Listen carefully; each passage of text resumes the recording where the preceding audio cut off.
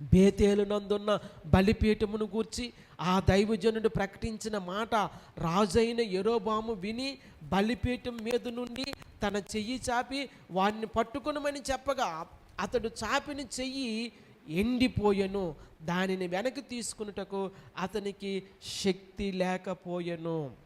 ప్రియులారా గమనించండి, యెరోబాము రాజైన వాడు పరిపాలన చెయ్యాలి, యాజకత్వము చెయ్యకూడదు ఆ సమయంలో. ఎందుకంటే రాజైన వాడు యాజకత్వం చేయడానికి దేవుడు అవకాశం ఇవ్వలేదు, లేదా అటువంటి సంగతిని దేవుడు అనుమతించలేదు. కానీ బలిపీఠం మీదకి వెళ్ళి దేవునికి సేవ చేయడానికి వెళ్ళినప్పుడు ఈ సంగతి ప్రవక్త అక్కడ ప్రకటించినప్పుడు యెరోబాము అతని వైపు చూసి చెయ్యి చాచినప్పుడు ఆ